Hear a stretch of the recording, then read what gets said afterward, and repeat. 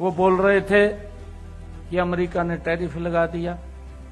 मैं कहा भाई जब भारत आगे बढ़ेगा तो कई लोगों को तकलीफ होगी, तो टैरिफ बढ़े या घटे उसकी चिंता नहीं है।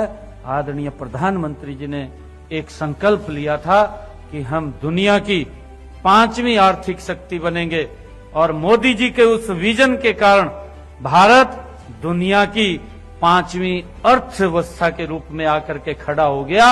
और फिर आदरणीय प्रधानमंत्री जी ने यह संकल्प लिया कि हम दुनिया की 3री आर्थिक शक्ति बनेंगे। और साथियों, देखते ही देखते भारत दुनिया की 4थी आर्थिक शक्ति के रूप में खड़ा हो गया। और 3री आर्थिक शक्ति बनने के लिए आदरणीय प्रधानमंत्री जी ने कहा कि इसका रास्ता स्वदेशी से जाएगा। हमने लोकल फॉर वोकल, अपने देश में बने हुए प्रोडक्ट, अपने देश में बनी हुई वस्तुएं, उनका ही उपयोग करना, उनसे ही हमने अपनी घर में यूज करना। जब आदरणीय प्रधानमंत्री जी ने आह्वान किया तो दुनिया की कोई ताकत नहीं रोक सकती, चाहे वो 25% लगा दे, चाहे वो 50% लगा दे, परंतु ये भारत दुनिया की 3री आर्थिक शक्ति बनेगा। रहे थे कि अमेरिका ने टैरिफ लगा दिया। मैं कहा भाई जब भारत आगे बढ़ेगा तो कई लोगों को तकलीफ होगी, तो टैरिफ बढ़े या घटे उसकी चिंता नहीं है।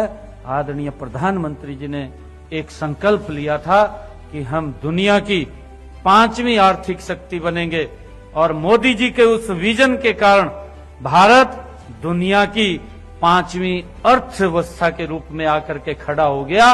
और फिर आदरणीय प्रधानमंत्री जी ने यह संकल्प लिया कि हम दुनिया की 3री आर्थिक शक्ति बनेंगे।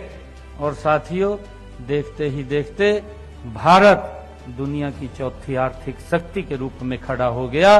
और 3री आर्थिक शक्ति बनने के लिए आदरणीय प्रधानमंत्री जी ने कहा कि इसका रास्ता स्वदेशी से जाएगा। हमने लोकल फॉर वोकल, अपने देश में बने हुए प्रोडक्ट, अपने देश में बनी हुई वस्तुएं, उनका ही उपयोग करना, उनसे ही हमने अपनी घर में यूज करना।